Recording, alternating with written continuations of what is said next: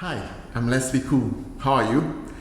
After you have chosen the genre for your story, the next step is to create the story. And this is what I want to talk about today. How do you start creating your story? From where do you start?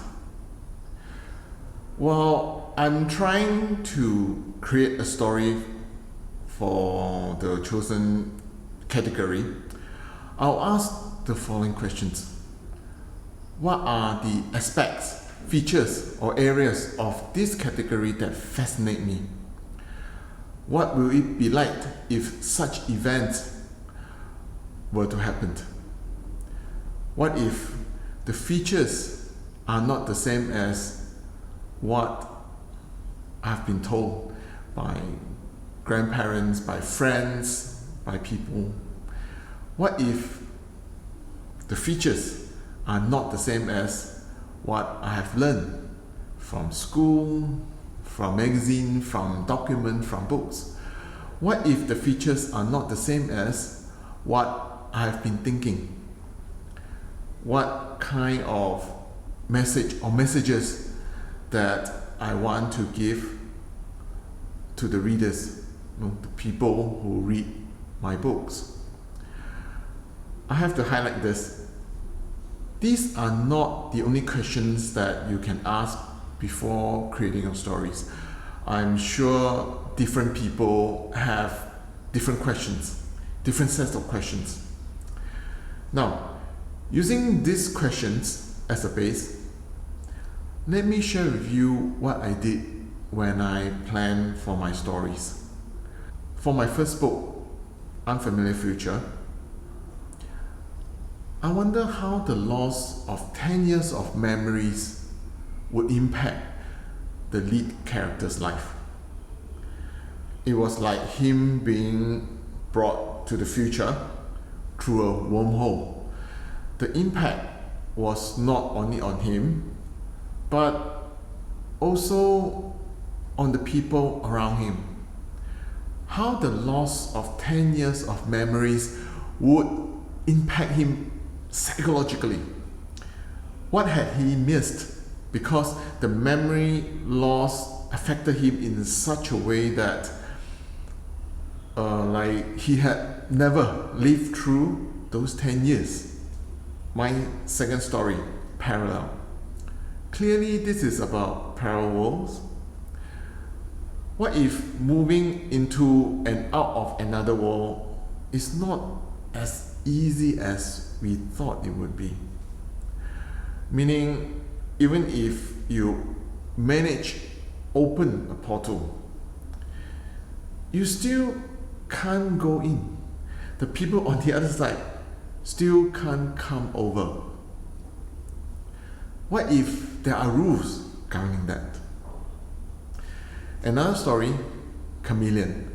This is the first book of the series Among the Unknowns. It's a sci-fi story. Here, I want to highlight the soul character in Chameleon. A soul being the energy released after a person has passed away, does not have a shape, does not look like a human. It's more like a distortion of light in the middle of the air, floating. It does not have eyes, so it can't see. Rather, it senses the energy emitted from living and non-living things. So it can see 3D objects. That means it cannot visually sense 2D objects. For example, images on a photo and words in a book. This is the soul after going through the what if modification process. My fourth book, Hi Dad. What if you are given the second chance to talk to your loved ones? How will that affect you and your loved ones? What do you want your loved ones to do?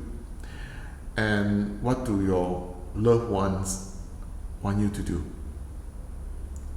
Now, each questions may have more than one answer, which I prefer to call the core content. Now, after having all the core contents, it's time to put in the characters and events. Okay, the characters. For each core content, what should the lead characters and supporting characters do to showcase the core content? How should they interact? And how do their interactions showcase the core content? This is where you have to develop or create the unique features of the characters. Now the events. I mentioned before, they play a crucial role in the development and flow of the story. So what kind of events are suitable to showcase the core contents? How are you, say, going to design these events to fit the core contents? Of course, each event is created differently for each core content. These events are not meant, or rather are meant not only to showcase the core contents, but also to link the core contents together so as to make the story flows smoothly. Let's pick one core content to elaborate more.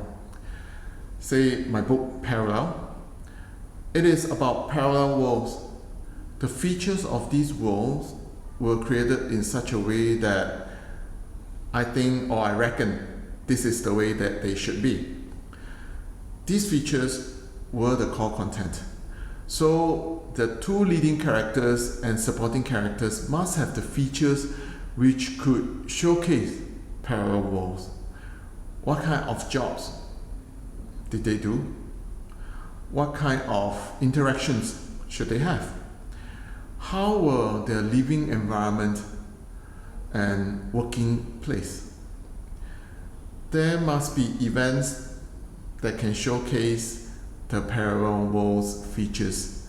For example, say scientific experiments and say technological breakthroughs. All this must be able to highlight or to showcase or to bring up the features of the parallel worlds that I designed and created. After having the core contents, the characters, and the events, it is time to put them into the story skeleton.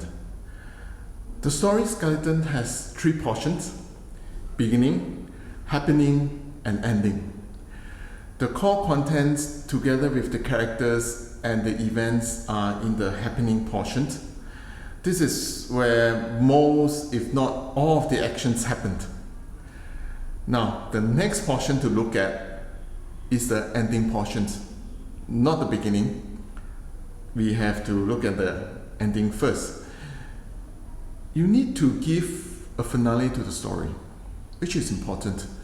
You have to direct the core content or contents together with the characters and events in such a way that all these elements will head towards an ending that you want for the story, or towards an ending that has a message for the readers.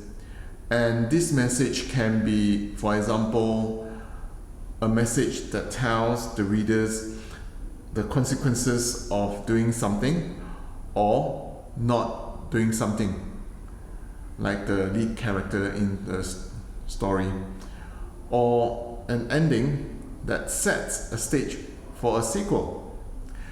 The most important thing is that the ending should not and cannot give the readers an impressions like, so that's it. This is a no-no for an ending. Now, the last is the beginning portions. This is a place where you set the stage for the lead character or characters, as well as the supporting characters to come in. This is also the place where you introduce important events. So now, after you have populated the 3 portions and you have the structure of your story, this is like the skeleton of your story. Next, it is to put in the flesh, and that will be the next video. See you soon. Peace.